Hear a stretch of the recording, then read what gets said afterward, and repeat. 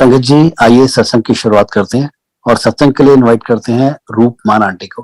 Aunty, आप please आए और गुरु जी का सत्संग शेयर करें। जय गुरु जी। गुरु जी और गुरु जी की साथ संगत को मेरा कोटि कोटि प्रणाम। संगत जी, मैं एक सिख फैमिली को बिलोंग करती हूँ और मेरे जो दादाजी और नानी जी थे, दोनों के गुरु हुआ करते थे और दोनों ये मानते थे कि अगर आपको मोक्ष पाना है तो आपके गुरु होने, जीवित गुरु होने जरूरी है जिनसे आप नाम ले सको। तो मेरे को भी यही बचपन से मन में ना इच्छा जाग गई कि मेरे गुरु होने चाहिए। अगर गुरु नहीं होंगे तो मेरा मोक्ष नहीं हो पाएगा। और मेरे को शुरू से ही थोड़ा सा इस तरफ रुझाव था, जैसे हर बच्चे का अपना इंटरेस्ट होता है, तो मुझे था थोड़ा सा।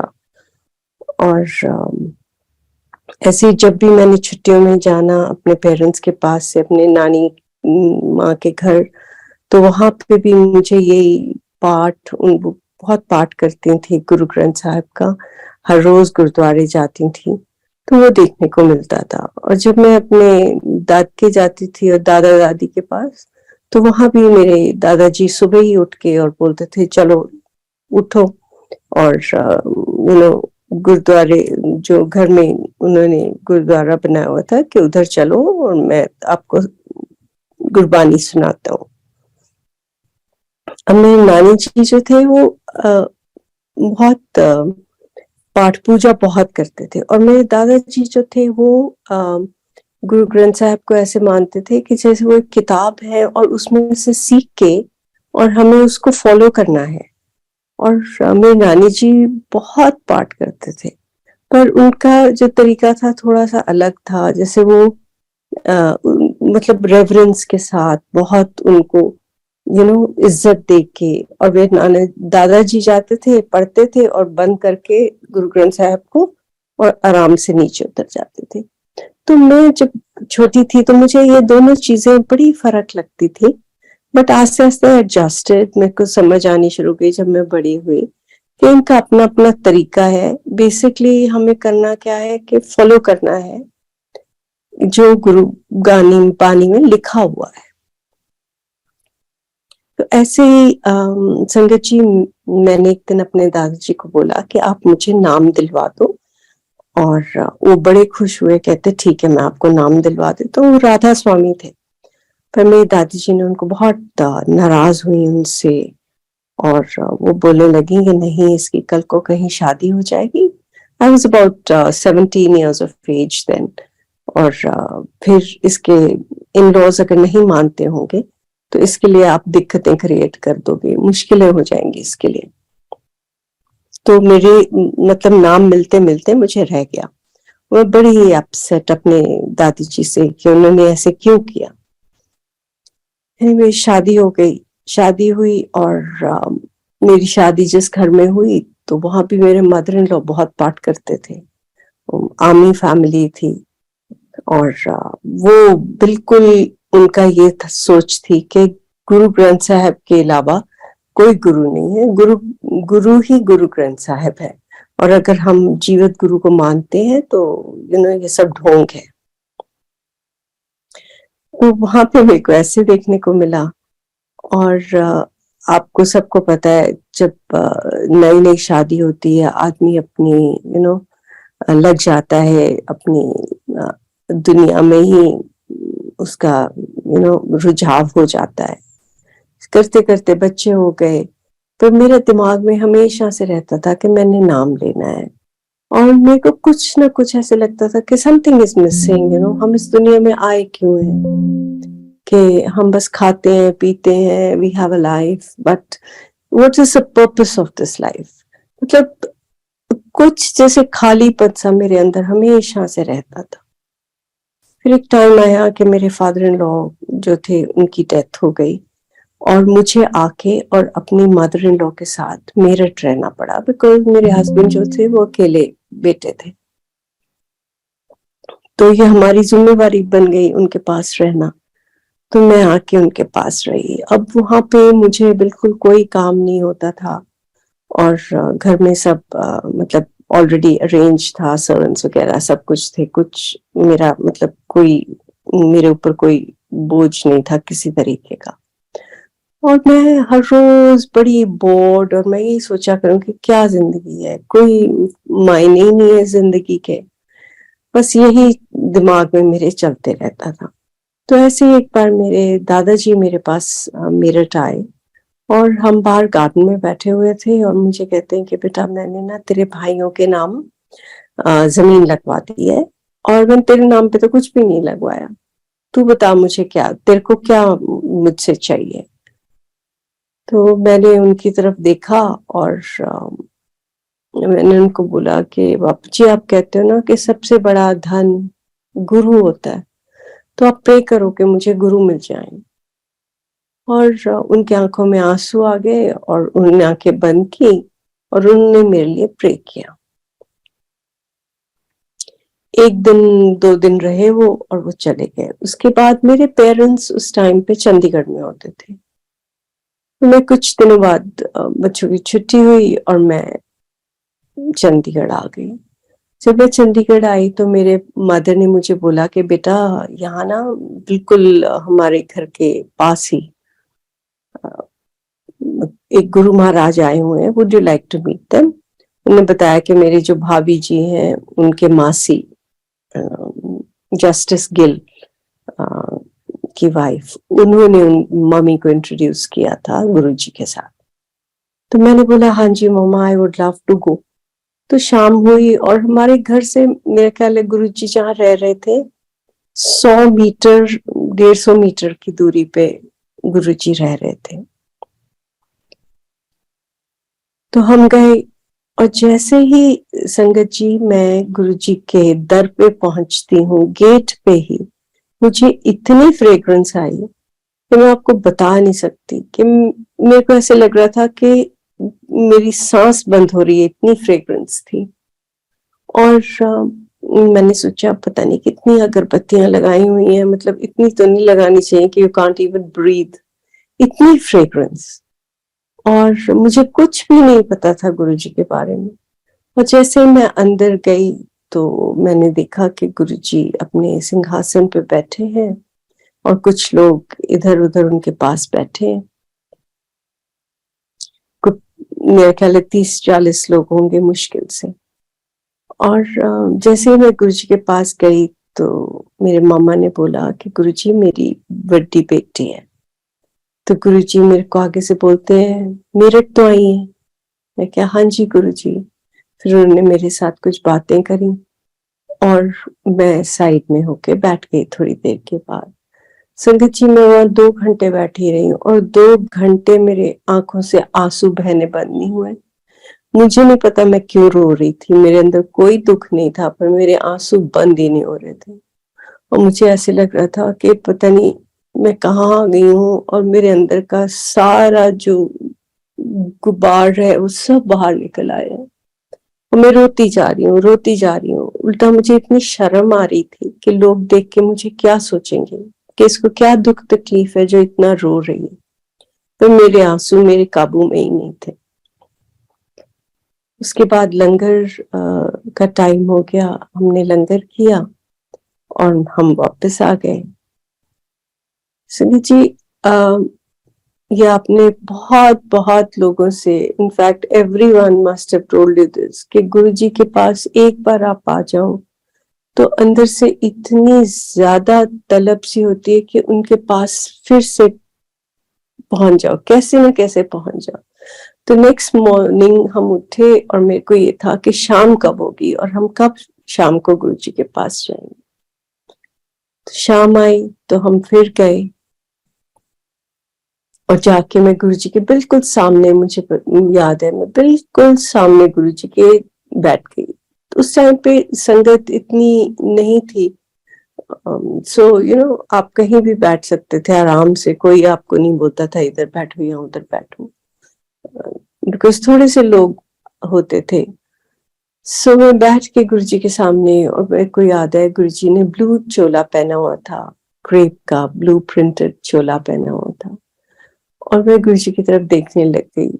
और देखते देखते मेरा दिमाग चलना शुरू हो गया और मेरे दिमाग में आया कि गुरु तो सफेद कपड़े पहनते हैं या ऑकर कलर के कपड़े पहनते हैं और चुपचाप बैठे होते हैं या कुछ sermon दे रहे होते हैं, पर गुरु जी तो बड़े आराम से बातें कर रहे हैं सबके साथ। और मैं ऐसे सोचते सोचते और मेरे को एकदम से दिमाग में ना सुखमनी साहब की वो तुक आई कि सात का निंदक महा हत्यारा, सात का निंदक परमेश्वर मारा। और मुझे अपने आप पे बड़ी शर्म आई कि मैं उनके दरबार में बैठ के ही उनके बारे में ऐसे सोच रही हूँ।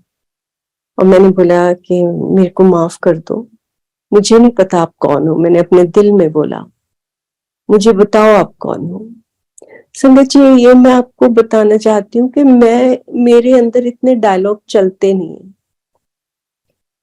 This was very odd for me, मतलब ये मेरी जहनियत के मुताबिक नहीं था कि मैं ऐसे सोचूं।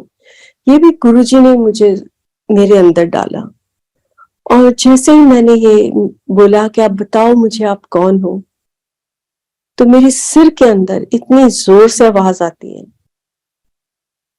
कि तू मेरे कपड़े देखन आई है, एक कपड़े तो मैं उन्हां ਲਈ पाए है जिन्हां ਨੂੰ मैथों वापस भेजना है, इन्हां कपड़ियां तो अगे आके देख मैं की है। हिंदी में इसका मतलब कि तू मेरे कपड़े देखने आई है, ये कपड़ों से आगे आके देख मैं क्या हूं। ये कपड़े तो मैंने उनके लिए पहने हैं जिनको मैंने यहाँ से वापस भेज देना। और मैंने डर के एकदम से आंखें खोली और मैंने देखा कि गुरुजी मेरी तरफ देख के मुस्कुराए और फिर दूसरी साइड देख के किसी से बात करने लगे। संगत जी, इससे बड़ा मिरेकल क्या हो सकता है। मेरे साथ इतनी बड़ी चीज हुई पर मुझे समझ ही नहीं आई। हम लंगर किया, हम वापस आ गए और मेरे लिए ऐसे था जैसे हाँ कुछ हुआ था, पर मतलब मैंने रजिस्टर नहीं किया उस चीज को। ये भी गुरुजी की ही करामात थी कि आपके साथ बड़ी से बड़ी चीज हो जाती थी और आप उनको पहचान ही नहीं पाते थे। वो नहीं चाहते थे कि वो हमारे सामने आए या हमको किसी तरह से हमारे, वो हमेशा बड़े सहज तरीके से जीते थे और ना ही किसी को पता लगने देते थे कि वो क्या है। जैसे मुझे याद है कभी भी किसी ने बोलना कि गुरुजी है बीमारी है ठीक कर दो, तो उनका आगे से जवाब होता था मैं कोई डॉक्टर हूँ। तो ये उनका तरीका था, नेचर था, उनकी बड़प्पन था कि वो हमको पता ही नहीं लगने देते थे कि वो क्या है। तो ऐसे संगत जी मैं कुछ दिन रुकी वहां पे और फिर मेरे हस्बैंड आ गए मुझे लेने। मैं हर रोज गुरुजी के पास पहुंच जाती थी शाम को। मुझे बड़ा ही होता था कि मैं पहुंचूं, कैसे ना कैसे गुरुजी के पास ही टाइम निकले। तो मेरे हस्बैंड आए और मेरे हस्बैंड जो थे बहुत बिल्कुल मानते नहीं थे। वो तो गुरुद्वारे भी नहीं जाते थे। मतलब अगर हम गुरुद्वारे गए हैं तो ही स्टैंड आउटसाइड एंड से अच्छा तू माथा टेका, मैं इधर ही ठीक हूँ। So when he came I was so excited. मैंने बता दिया कैसे से मेरे को ना गुरु महाराज के दर्शन हुए हैं और तो इन्होंने तो हाँ, मेरे मदर को बोला कि मम्मी ये आप क्या कर रहे हो, she is not even 30 years old और आप इसको किस साइड लगा रहे हो। ये तो this is not her age, people do this at 60-70, आप क्या कर रहे हो इसके साथ। तो my mother was a little upset. She said बेटा मैंने क्या करना है, मैं तो लेके गई थी, अब ये हर रोज जाना चाहती है तो इसमें मेरा क्या वो है कसूर। एनीवेज बात खत्म हुई, शाम हुई और हमने कहीं पार्टी पे जाना था। पर मुझे तो ये कि पार्टी वार्टी कहाँ से, मुझे तो जाना ही नहीं है, मेरे को तो गुरुजी के पास जाना है। पर मेरे में हिम्मत ही नहीं होती थी कि मैं किसी के साथ आर्ग्यू करूं या मैं हमेशा कलेश से बचती रहती थी कि ना ही पढ़े तो अच्छा है मेरे को, which is wrong I suppose, क्योंकि you should have the strength to stand for yourself. तो मुझ में नहीं थी इतनी हिम्मत। तो मेरे हस्बैंड को मैंने बड़े डरते डरते बोला कि please okay I go for the party, but party पे जाने से पहले ना प्लीज मेरे को ना चाहे 10 मिनट के लिए मैं गुरुजी को माथा टेकूंगी और बाहर आ जाऊंगी फटाफट, तुम गाड़ी में बैठे रहना। सो ही एग्रीड। हम गए और उन्होंने पार्क की गाड़ी। आई वेंट इनसाइड एंड गुरुजी बैठे हुए थे। संगत जी, नॉर्मली गुरुजी के पास ना 30, 40, 50 लोग होते थे, लाइन लगी नहीं होती थी, आप जाते थे, मुश्किल से आपके आगे एक आध कोई संगत होती थी और आप माथा टेकते थे और बैठ जाते थे। आप मानेंगे नहीं संगत जी, उस दिन इतनी लंबी लाइन कि मेरे आगे कोई 20 एक लोग खड़े हुए और मेरी घबराहट शुरू हो गई कि अब तो मुझे डांट पड़ी जाएगी, बिकॉज जब तक मेरा टाइम आएगा ही इज गोइंग टू से कि तुम तो इतना टाइम लगा के आए हो। सो मैं वहां खड़ी रही और मैं प्रे करती रही। मैं कहा Guruji please call him, let him not shout at me, आप उसको भी इधर बुला लो, मुझे डांट ना पड़ जाए। और जैसे ही संगत जी मैंने मेरी टर्न आई और मैंने गुरुजी को माथा टेका और मैंने मुड़ के देखा तो पीछे he was standing, my husband was standing in the line. तो आप देखो कि गुरुजी हमारी छोटी से छोटी, सबसे कहते हैं ना बेवकूफी वाली बातों को भी हम मान के और उनको भी पूरा कर देते। नहीं, इन्होंने भी गुरुजी को देखा, ऐसे सरसा झुकाया थोड़ा सा और बैठ गए और मैं बैठी रही और सुनते रहे हम थोड़ी देर शब्द बानी। पर मुझे पूरा टाइम यही फिक्र, मेरी आंखें खुली हुई कि अभी उठना है, ऐसे ही दिमाग में चल रहा था। थोड़ी देर के बाद I looked at him and I signalled to him. तो मेरे हस्बैंड ने बोला ठीक है, हम उठ गए दोनों। मैंने गुरुजी को माथा टेका और मैं आ गई। गुरुजी ने मुझे कुछ नहीं बोला कि तू कितने जा रही है या क्यों जा रही है, कुछ नहीं। एंड हम जैसे ही बाहर आए दोनों तो मेरे हस्बैंड ने बोला तू इतनी जल्दी क्यों उठ गई, हम बैठे रहते थोड़ी देर। सो ये था गुरुजी का कमाल बोलने, आप मेहर बोलने। उसके बाद संगत जी मैं मेरठ चली गई। अब मेरठ से दिनों में फिर गुरुजी जो थे एम्पायर स्टेट में आ गए। तो मेरठ से कई बार टैक्सी लेती थी अकेली और मैं एम्पायर स्टेट आ जाती थी सैटरडे को और रात अटेंड करके सत्संग और मैं फिर वापस चली जाती थी। So this is what I used to do. और एक मैं आपको बात बताऊं संगत जी, मुझे ना गुरुजी ने अपनी कई सारे स्वरूप दिए।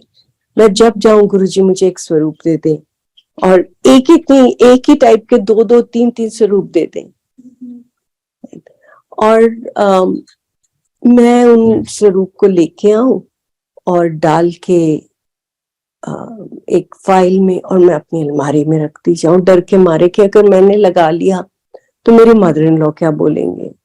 और मेरी मतलब आप सोच देखो हम लोगों की कि मेरे को याद है गुरुजी ने मुझे एक स्वरूप दिया जिसमें गुरुजी ने लाल चोला पहना हुआ है और गुरुजी ऐसे है जैसे कि वो आकाश में है। और मैं सोचूं कि ये वाला नहीं, मैं तो ना जब गुरुजी मुझे बहुत अच्छा सा देंगे ना मैं तब लगाऊंगी, है ना, बट मेरे में हिम्मत नहीं थी।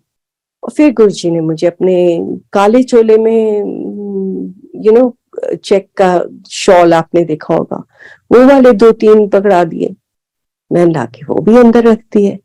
तो मैं रियलाइज कि नहीं, मैं डर के मारे नहीं लगा रही हूँ। तो पर मैंने फिर भी नहीं लगाए, वो सब फाइल में रखे मैंने। और मैं गुरुजी के पास जाती रही और I would go and I would feel very happy. But ऐसे टाइम निकलता गया और मेरे हस्बैंड की पोस्टिंग तब लेबनान में हो गई। जो मेरे हस्बैंड थे उनको पीने का बड़ा शौक था। आर्मी में सब पीते हैं, so he also used to drink and but it didn't suit him. और जब लेबनान में थे तो एक दिन मुझे कॉल आया कि ही इज नॉट वेल, उनकी तबीयत बहुत ज्यादा खराब है और उनको लिवर सिरोसिस हो गया है। तो मेरे को बुलाया गया। और मैं संगत जी, तो I am from Sikh family. मेरे नानी जी पीछे से कुछ राजपूत कनेक्शन था उनका, तो मेरे को ना काफी हिंदुइज्म के बारे में भी मतलब पता था, और मेरे को शिव जी से पता नहीं क्यों बड़ा ही लगाव था, और मैं शिव जी के व्रत रखती होती थी। पर ऐसे था कि फैमिली में कोई कभी किसी ने नहीं बोला था कि तुम क्यों कर रहे हो, मत करो, कुछ नहीं। बहुत फ्रीडम थी हमें to choose and do what we wanted, कि जो भी हम करना चाहते थे किसी ने कभी रोका नहीं था। एंड स्पेशली शिवरात्रि का मैं व्रत रखती थी, तो जिस दिन मैं घर से चली उस दिन शिवरात्रि थी। और जब मैं पहुंची मेस में, जो दिल्ली में एक मेस था उनका, तो वहां पे वो ऑफिसर्स वगैरह थे 2-3, उन्होंने मेरे को बोला कि मैम आप खाना खाओ फिर चलते हैं गुरुजी के पास। मैंने कहा नहीं, मेरे को तुम गुरुजी के पास सीधा ले चलो। जैसे नहीं नहीं मैम, खाना खाओ फिर चलते हैं, तो मैं ऐसे चाहती नहीं थी कि मैं इनको अपसेट सा करूं। सो मैंने कहा जितनी जल्दी खाऊंगी उतनी जल्दी ये मुझे लेके जाएंगे। तो उन्होंने प्लेट में डाल के मुझे दे दिया और मैंने खाना शुरू कर दिया।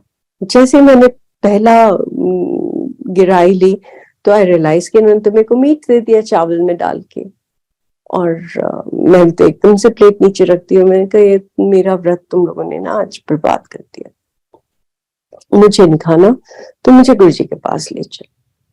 संगत जी, ये जो यूनिट थी कुतुब मीनार के पास थी। अब आप देख लो कि वहां से एम्पायर स्टेट कितनी दूर है। अगर आपने देखा है तो बहुत दूर नहीं है, बिल्कुल पास ही है। और आप मानेंगे उस दिन मुझे, हम 2.5-3 घंटे घूमते रहे, मुझे गुरुजी का छोटा मंदिर नहीं मिला। मैं उनको डायरेक्शंस दिखा ही नहीं पाई, और हम गोल गोल गोल गोल वहीं वहीं घूमते रहे और मुझे नहीं मिला गुरुजी का मंदिर। जब तक मिला तो मेरा ख्याल है 11 बज गए थे, और मेरी फ्लाइट थी नेक्स्ट मॉर्निंग अराउंड 5 o'clock। और जब हम पहुंचे तो सरप्राइजिंगली उस दिन गुरुजी अपने कमरे में जल्दी चले गए थे और कोई संगत नहीं थी। उस टाइम मेरा ख्याल है छोटे मंदिर में भी ना 9:30 तक सब खत्म होके और हो जाता था, गुरुजी चले जाते थे अपने कमरे में। तो जैसे मैंने जाके दरवाजा खटखटाया, दरवाजा भी बंद हो गया था, तो सुदामा बाहर आए। सुदामा ने, मैंने कहा सुदामा मेरे को गुरुजी से मिलना है। तो उन्होंने मेरे को बोला कि बहन जी गुरुजी तो अपने कमरे में चले गए हैं, अपनी मेडिटेशन में चले गए। मैं कहा सुदामा आप कुछ भी करो, मेरे को गुरुजी को मिलके ही जाना है, मैं ऐसे नहीं जा सकती। तो उन्होंने मुझे बोला कि गुरुजी तो सब जगह है बहन जी, आप यहाँ से ही प्रे कर दो। और मेरे अंदर इतना उतावलापन, मुझे लगे कि अगर मैं गुरुजी को नहीं मिल के गई तो पता नहीं क्या हो जाएगा, और गुरुजी को मिल लूंगी तो सब कुछ ठीक हो जाएगा। पर देखो सुदामा की सोच और मेरी सोच में कितना फर्क था, मेरी कितनी इमेच्योर और उनकी कितनी पहुंची हुई सोच थी कि गुरुजी सब जगह है। और मुझे ये था कि जब तक मैं गुरुजी के दर्शन नहीं करूंगी तो, और गुरुजी को बताऊंगी नहीं तो कुछ हो नहीं पाएगा। एनीवे, मेरी इंसिस्टिंग से कुछ हुआ नहीं, मतलब मैं और बोल नहीं सकी उनको। जब उन्होंने मुझे ये बात बोली तो मैंने वहीं पे माथा टेका और रोते रोते मैं वापस चली गई। और जब मैं लेबनान पहुंची तो मेरे हस्बैंड की तबीयत बहुत ज्यादा खराब थी। मेरे को डॉक्टर्स ने बोला कि he will not last more than 3 months, and liver उनका बिल्कुल पैकअप हो गया है, उनको लिवर ट्रांसप्लांट की जरूरत है। ये 2000 की बात है। उन दिनों में लिवर ट्रांसप्लांट इंडिया में नहीं होता था, यूएस, इंग्लैंड ऐसी कंट्रीज में होता था, और उधर भी 2-2 साल की वेटिंग लिस्ट थी। सो कोई चांस ही नहीं था कि कुछ हो सकता। एनीवेज, वहां से मैं उन दिनों, ये इनके बीमार होने से पहले ही पता नहीं क्यों मेरा ख्याल है परमात्मा ही आपको उस तरफ लगा देता है। मैं बहुत ज्यादा पाठ करने लग गई थी, बहुत ज्यादा। मतलब मैं दिन के 2-2, 3-3 सुखमनी साहब के पाठ करती थी। एंड मैं वहां बैठ के उनके कमरे में और पाठ करती रही। बहुत पाठ किया उन दिनों मैंने। और यहाँ तक कि all the time I was remembering Guruji कि गुरुजी कुछ कर दो, गुरुजी कुछ कर दो, गुरुजी। मेरे को बहुत ज्यादा अटैचमेंट थी, लगाव था अपने हस्बैंड के साथ। तो मेरे को लगता था कि मेरी तो जिंदगी खत्म हो जाएगी, अगर if something happens to him. मतलब नेगेटिव सोच भी बहुत ज्यादा थी। तो एनीवेज वहां से हम लेबनान से मतलब थोड़ा बहुत जब ठीक हुए तो हम इंग्लैंड चले गए। मैं वहां से लेबनान से इजराइल भी गई, वहां भी बड़े अच्छे डॉक्टर्स थे। उन्होंने बोला कि आप ले आना वेडनेसडे को and we will see him. But my husband refused to go. He said, I'm not going anywhere. He was very, very headstrong. मतलब जो दिमाग में एक बार आ गया वो ही करना है, आप कुछ दूसरा करवा नहीं सकते हो। फिर उधर से हम इंग्लैंड आ गए मेरी सिस्टर के पास। वहां भी हम डॉक्टर को मिलने गए और बड़ी मुश्किल से मेरी सिस्टर लेके गई और डॉक्टर ने बोला ठीक है एडमिट कर लेते हैं। एंड वो वर्ल्ड फेमस डॉक्टर थे। And मैं टेस्ट करूंगा and then we will see and there's don't worry so much. But my husband walked out of the hospital and he was to be admitted couple of days later. थोड़े दिनों के बाद admission होना था, but इन्होंने तो मना कर दिया जाने से। तो मेरा तो और मेरे को लगे कि अब क्या होगा। ये तो मतलब एक तो बीमार, ऊपर से डॉक्टर को भी नहीं मिलना चाह रहे हैं। एनीवेज मेरे मदर इधर ही थे इंडिया में। वो गुरुजी के पास बार बार जाएं और गुरुजी उनको बोले कि ऐसे कर दे वैसे कर दे। उन्होंने बताया कि ऐसे बीमार है। तो ये चल रहा था और फिर हम वापस इंडिया आने वाले थे। तो जब हमने आना था, क्योंकि इनकी ऑफिशियल फ्लाइट थी तो इनकी डेट मेरे से एक दिन पहले थी और मेरी अगले दिन फ्लाइट थी। तो जब ये पहुंचे तो मेरे मदर सीधा इनको गुरुजी के पास ले गए शाम को। तो पहली बात तो he didn't want to go. फिर बिकॉज मदर इन लॉ थी तो बात माननी पड़ी, चले गए। पर मेरी मदर ने मुझे बताया कि जितनी देर हम वहां बैठे रहे पीछे बैठ के और ये गुरुजी को उल्टा सीधा ही बोलते रहे कि ये क्या कर ले गए, यहाँ इंडिया में तो एक ईंट उठाओ तो नीचे से गुरु निकल आता है, ये क्या करेंगे, what is he capable of doing, है ना। ऐसे ही ढोंग चल रहा है सब जगह, ये वो, मतलब जो कुछ उल्टा सीधा आदमी बोल सकता है ना, इन्होंने बोला। गुरुजी ने बोला लंगर करने को तो ये उठ के बाहर चले गए, लंगर भी नहीं किया।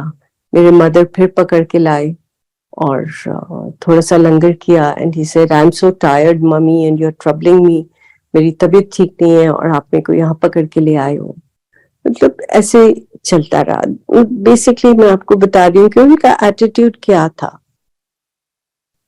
अगले दिन मैं आई तो मैं गुरुजी के पास गई और संगत जी हर एक का हमारा ना गुरुजी के साथ अलग ही रिश्ता होता है। मैं देखती थी कि दीपिंदर आंटी और कई और लोग ना गुरुजी के पास जब बात करते थे हंस हंस के उनको हाथ को पकड़ के और बड़े प्यार से उनसे बात कर लेते थे। और मैं गुरुजी से हमेशा लाइक डरते डरते बात करती थी। जो गुरुजी ने पूछ लिया उसका जवाब दे दिया, नहीं तो माथा टेका और चुप करके बैठ गए। तो मेरा बड़ा मन करता था कि जैसे ये लोग करते हैं ना, किसी दिन मेरे में भी इतनी हिम्मत हो कि मैं गुरुजी के साथ ऐसे बात कर सकूं। एनीवे मैं बैठी हुई थी तो मेरे मम्मी मेरे को बार बार बोले, मेरी आंखों में आंसू थे, मेरे को बोले कि तू बोल गुरुजी को। और गुरुजी के बिल्कुल पास बैठी हुई थी मैं, बिल्कुल पास। और गुरुजी सुन भी रहे थे कि मेरे मदर मुझे क्या बोल रहे हैं। और गुरुजी ने मेरी तरफ देखा और मेरे में थोड़ी सी हिम्मत आई और मैंने आगे होके बोला, मैं कहा गुरुजी ठीक कर दो, मतलब मेरे मुंह से सिर्फ इतना ही निकला कि गुरुजी ठीक कर दो। तो गुरुजी ने मुझे इतनी जोर से डांट के बोला, कहते नास्तिक है, मैं की कर सकता है दिली ना। और मैं डर के मारे ना पीछे होके बैठ गई और मैं रोने लग गई। तो थोड़ी देर तक तो मतलब about 3-4 minutes Guruji kept quiet, then he looked at me and उनका इतना नरम दिल था ना कि वो किसी किसी को भी दुखी नहीं देख सकते थे। मेरी तरफ देख के मेरे को बोलते इधर आ। मैं उनके पास गई तो उन्होंने मुझे कुछ बोला कि ऐसे कर ऐसे कर। अच्छा जी। एंड मैंने किया। सिंस यूनिट दिल्ली में थी तो हम दिल्ली में ही रह रहे थे और मतलब मैं उनको छोड़ के मेरठ नहीं गई, दिल्ली में उनके साथ थी। तो मैं हर रोज गुरुजी के पास शाम को पहुंच जाती थी। और संगत जी मैं उस टाइम पे ना मतलब इतनी डरी हुई, इतनी सहमी हुई और इतना ज्यादा मेरे अंदर कलेश सा था ना, मतलब कोई पीस ही नहीं था अंदर। तो पहली चीज जो मैंने नोटिस करी ना कि जैसे जैसे मैं गुरुजी के पास हर रोज जाती थी तो मेरे अंदर से शांति अपने आप शांत हो गया और मेरा डर निकलना शुरू हो गया, मेरे नेगेटिव थॉट्स बंद होने शुरू हो गए। और मतलब एक दिन मैं गुरुजी के पास से वापस आई और हम वहां पे मेस में टेंट्स में थे। एक बड़ा सा ग्राउंड था जिसमें टेंट्स लगे हुए थे। तो मैं सो रही थी रात को और एकदम से मुझे ऐसे आवाज आई जैसे कि टेंट का फ्लैप किसी ने उठाया है जोर से हवा से। और मैं डर के उठ के ना बैठ गई और आंखें मैंने बंद कर ली, बिस्तर में मैं बैठ के चौकड़ी मारी हुई थी मैंने और मैं सुखमनी साहब का पाठ करने लगी।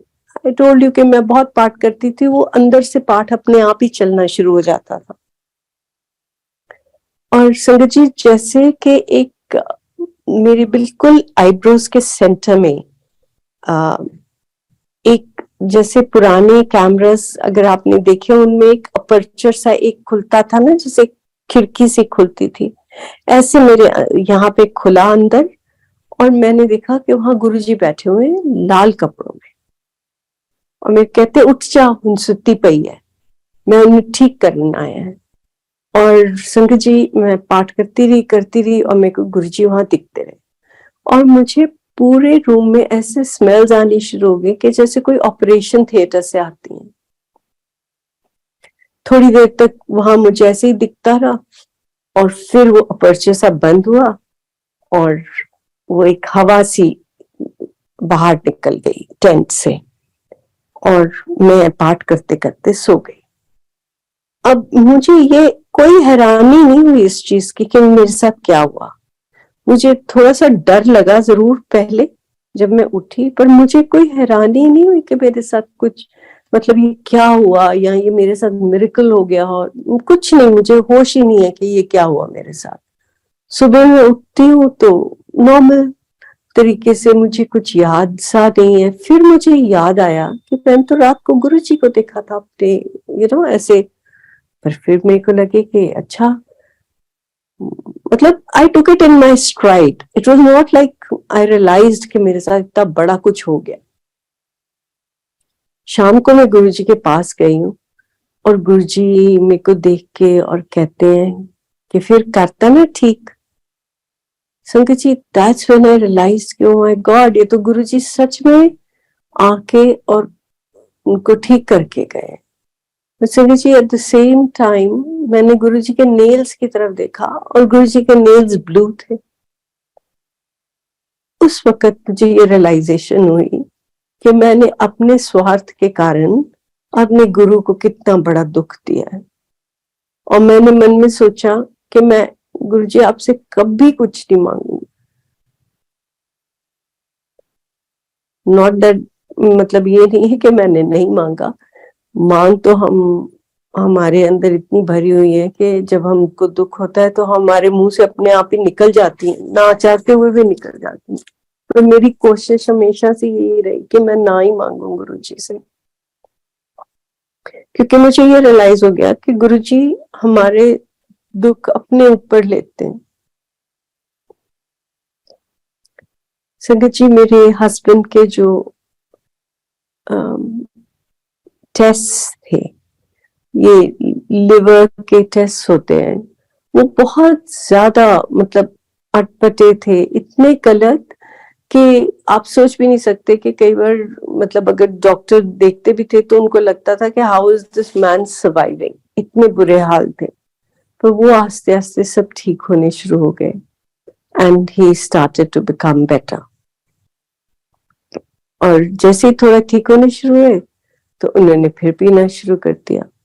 तो मेरे लिए तो फिर बहुत ज्यादा इमोशनल स्ट्रेन एंड स्ट्रेस। और जब भी मैं गुरुजी के पास जाऊं तो मैं हाथ जोड़ के उनसे एक ही मेरी अरदास होती थी शुरू से कि गुरुजी लाल जी को मेरा मीत बना दो, बिकॉज ही इट्स नॉट ही मेरे जो हस्बैंड थे वो बहुत ज्यादा ही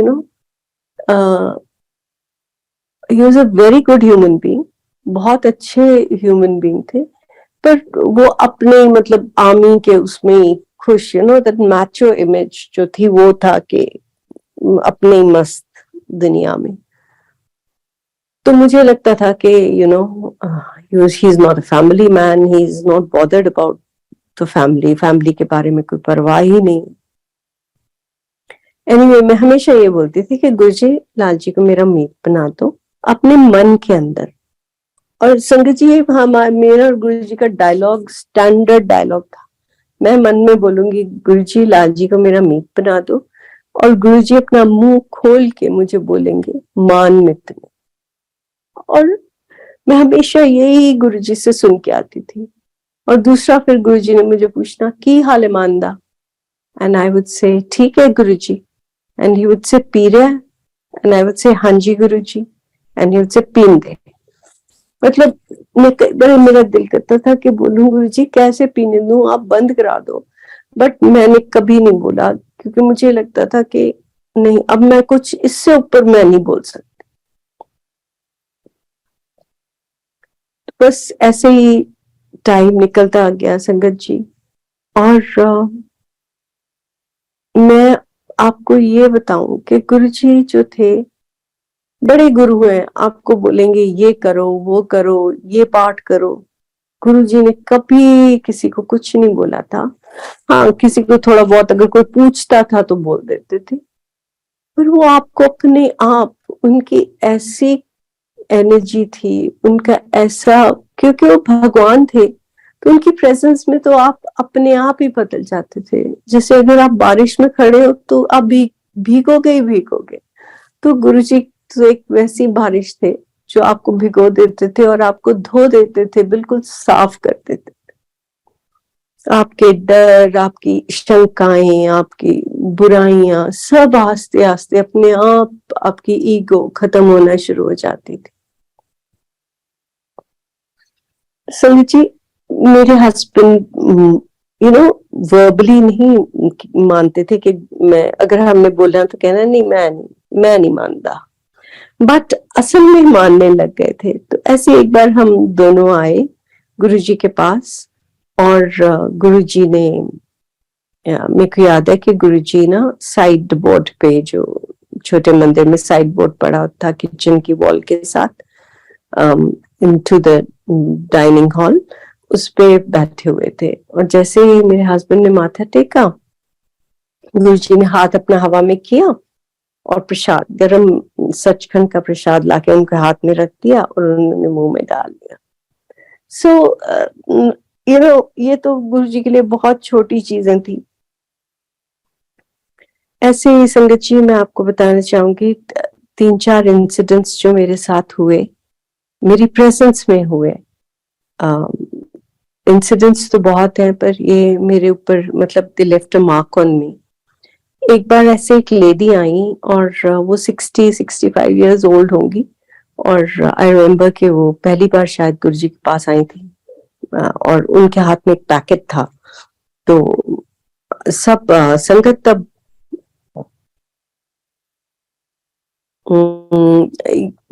लंगर शुरू हो गया था।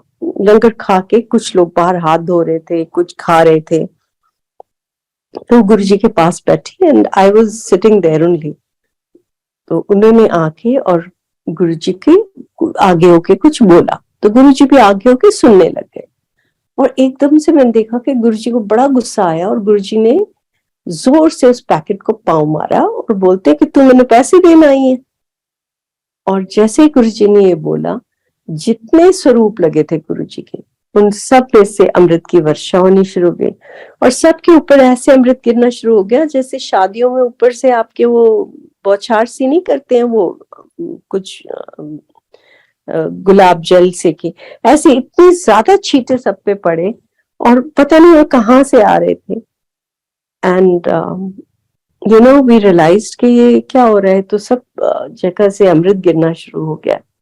तो सारी संगत भाग भाग के, कुछ तो खड़े थे ऑलरेडी, आ रहे थे वापस माथा टेकने को, कुछ बैठे थे। तो वो सब स्वरूप के पास जाके और वहां से लेने लग गए। और सिंस मैं यू नो अभी थोड़ी परप्लेक्स थी कि हुआ क्या, और मैंने देखा कि बहुत लोग खड़े हैं, तो मैंने उठी और मैंने गुरुजी को माथा टेक दिया, सोचते हुए ये कि यहाँ से ही आ रहा है, यू नो इन्हीं की कृपा है। बाद में मैंने भी टेस्ट किया तो it was extremely extremely you know amazing taste, sweet, but ऐसा मीठा नहीं कि आपको चुभे, और इतना ठंडक उसमें मैं बता नहीं सकती, वो तो एक्सपीरियंस ही किया जा सकता है। और ऐसे संगत जी एक बार ना लोग तब मिठाई या कुछ ले आते थे गुरुजी के पास, जब आते थे फूल ले आते थे, बाद में तो वो मना हो गए थे। तो एक कोई आए और वो छेना मुर्गी के 2 डब्बे लेके आए, और उस दिन संगत काफी थी, ख्याल है 150-200 संगत होगी। ऊपर भी तब तक बैठने लग गए थे लोग, यू नो काफी संगत हो गई थी। तो गुरुजी की आदत थी, जब गुरुजी आपको प्रसाद देते थे तो गुरुजी अपने हाथ से देते थे, और गुरुजी के छोटे छोटे बड़े सुंदर सुंदर हाथ थे, और वो आपके दोनों हाथों में वो प्रसाद पूरा नहीं आता था। मतलब आपको अपना मुंह लगा के और खाना पड़ता था और कम करना पड़ता था, और फिर आप अपने हाथ से उसको खा सकते थे। मतलब छोटे से हाथ से हमारे हाथ दोनों में भर जाता था प्रसाद। तो गुरुजी ने ऐसे ही वो शहना मुर्गी का डब्बा खोला और हाथ भर भर के देने शुरू कर दिए। अब हम सोचें कि ये डब्बे कहाँ जाएंगे, इतने लोग हैं। पर गुरुजी क्या करें, अपना डब्बा बंद करें, उसको ढक्कन लगाएं, उसको थोड़ा सा हिलाएं, वो डब्बा भर जाए, और फिर गुरुजी देना शुरू कर दें। तो ऐसे ही एक कोई आंटी पास खड़ी थी, तो उन्होंने ऐसे देखना शुरू किया बीच में कि गुरुजी कर क्या रहे। तो गुरुजी क्या, पासे हो जा, की देख रही है, पासे हो। सो दिस वाज, ये एक और मैंने यू नो गुरुजी का वो देखा कि कैसे वो सारी अपनी संगत को थोड़ा सा प्रसाद है जो वो खिला देते थे। ऐसे संगत जी एक बार मेरे को ना गुरुजी के सिंहासन के पीछे मैं खड़ी हो गई, तनी गुरुजी ने मुझे शायद दबाने को बोला, क्या करने को। उसके बाद मैं पीछे खड़ी थी गुरुजी के सिंहासन की, और मुझे इतनी ज्यादा वाइब्रेशन फील हुई कि मुझे ऐसे लग रहा था जैसे धरती हिल रही है, और मैं उस वाइब्रेशन में यू नो ऐसे ऐसे हिल रही हूँ। तो गुरुजी ने मेरी तरफ पीछे होके देखा और वे कहते आगे आ जा।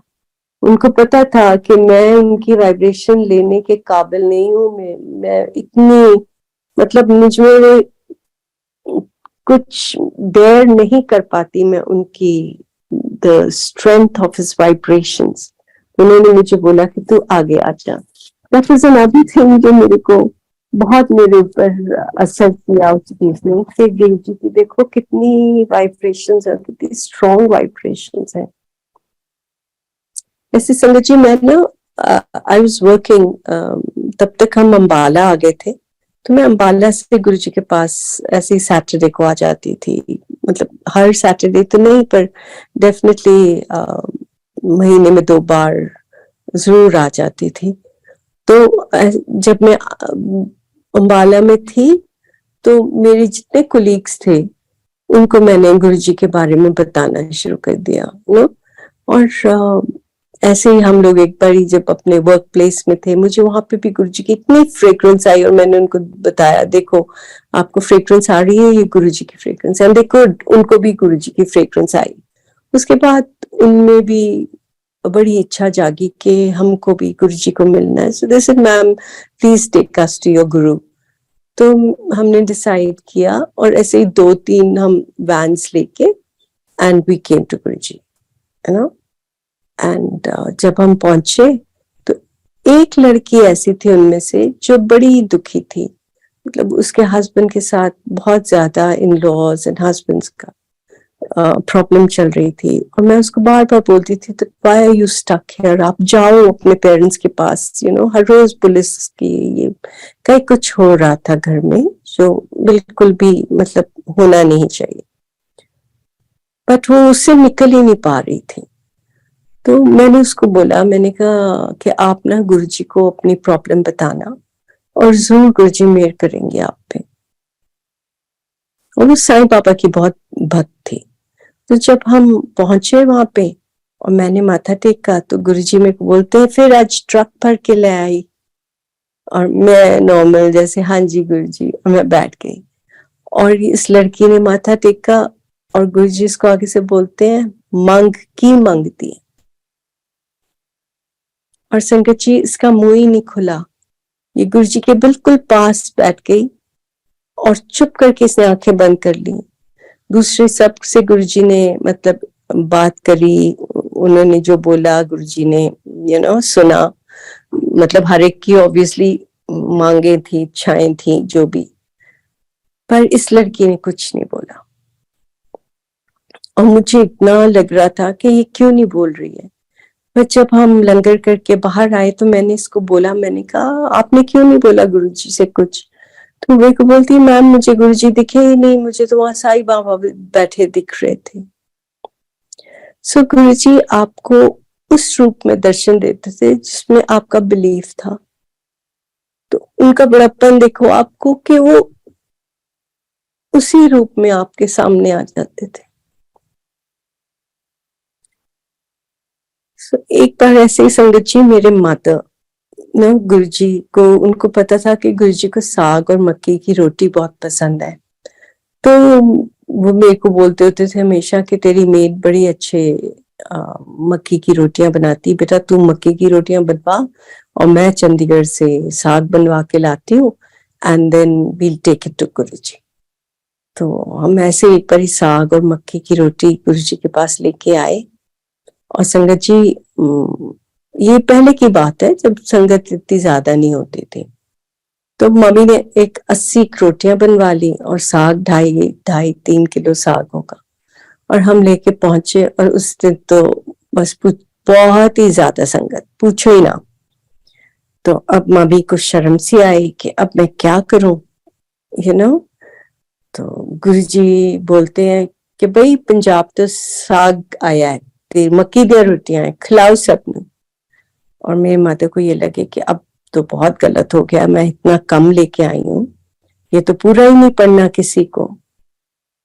बस संगत जी गुरुजी की मेहर होती है ना, वो तो आपकी छोटी से छोटी, तुच्छ से तुच्छ जो आप अर्पण करते हो उनको, वो उसको इतने प्यार से लेते हैं, एक्सेप्ट करते हैं।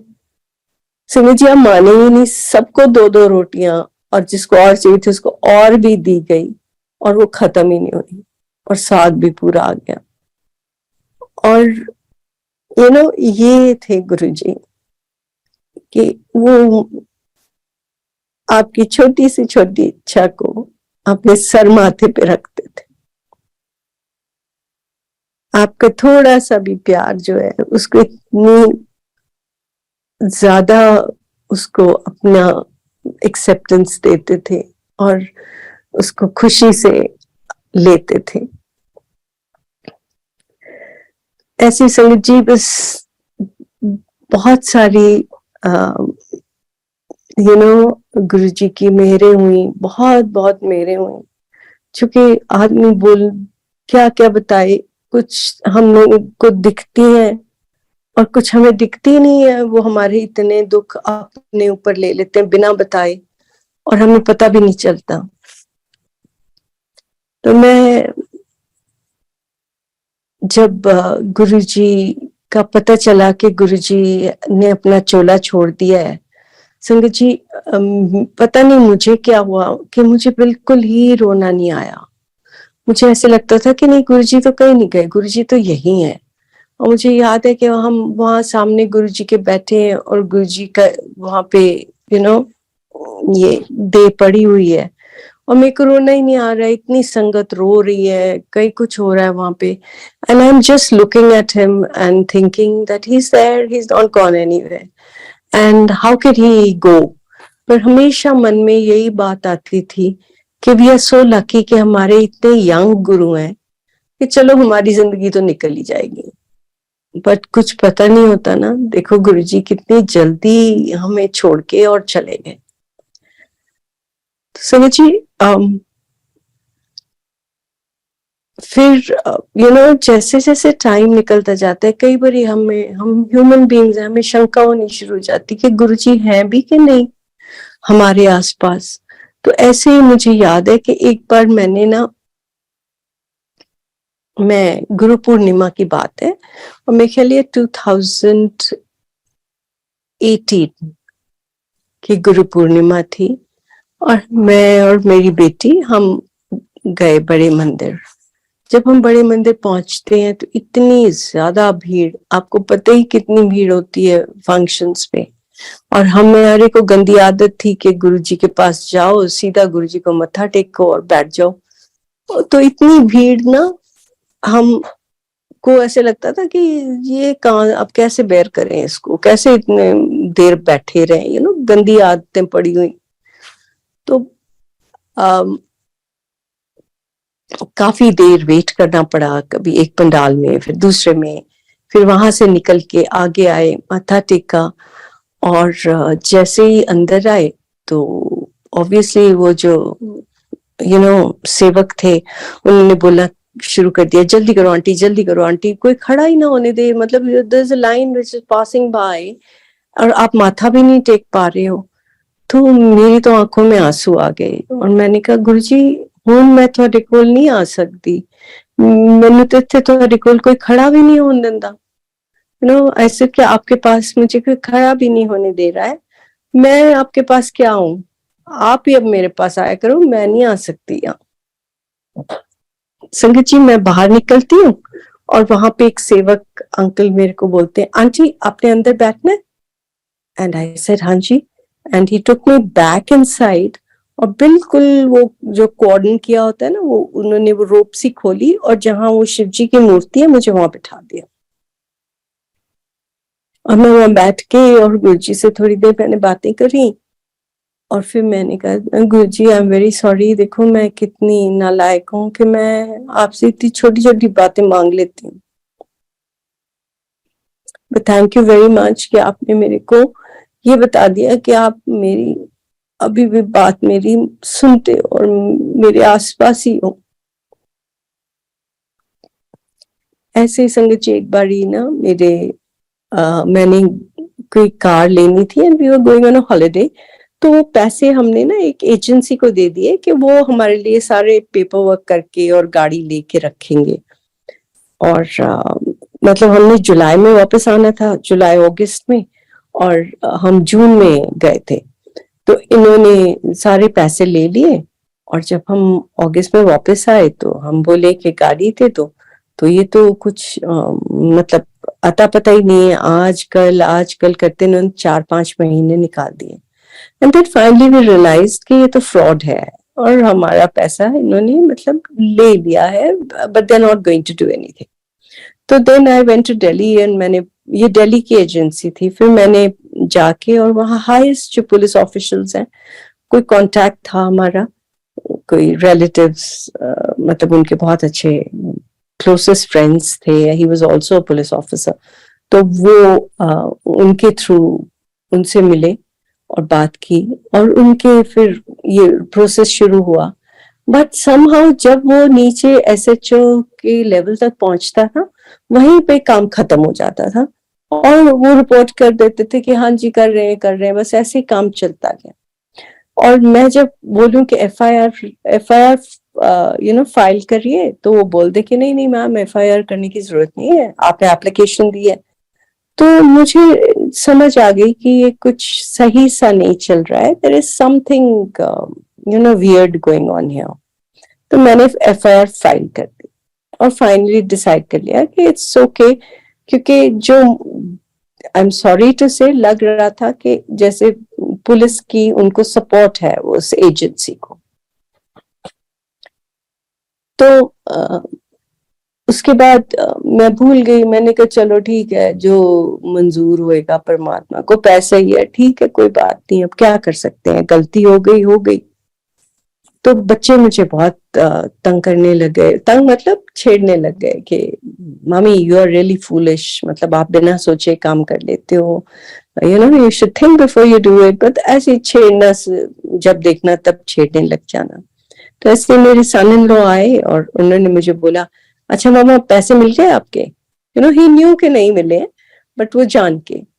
तो मेरे रूम में गुरुजी की स्वरूप लगा हुआ है, तो मेरी आंखें गुरुजी के स्वरूप की तरफ गई और मैंने मन में बोला कि मैं कह देखो गुरुजी, हुन तो मैनू ने बच्चे भी मजाक करने लग गए हैं, पर चलो ठीक है।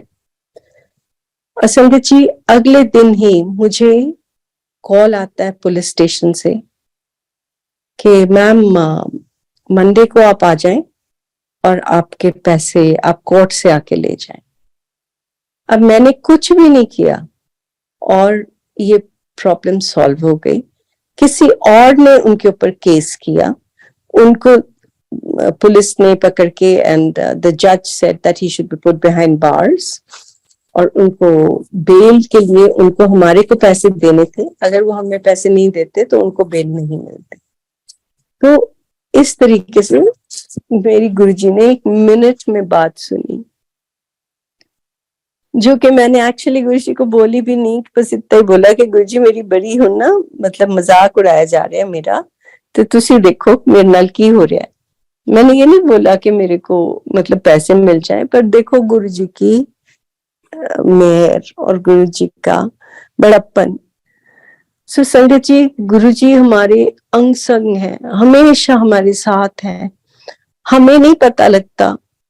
और मैं आपको बताऊं कि जब हमको कोई सत्संग सुनने को मिलता है या सत्संग हमको करने को मिलता है, तो एक्चुअली वो गुरुजी की ही इच्छा से मिलता है, और उस वक्त हमें उसकी जरूरत होती है, क्योंकि गुरुजी हमें ब्लेस कर रहे होते हैं। और यही ब्लेसिंग्स हैं जो हमें हमारे कई दुख काटती हैं, हमें स्पिरिचुअली एलिवेट करती हैं। और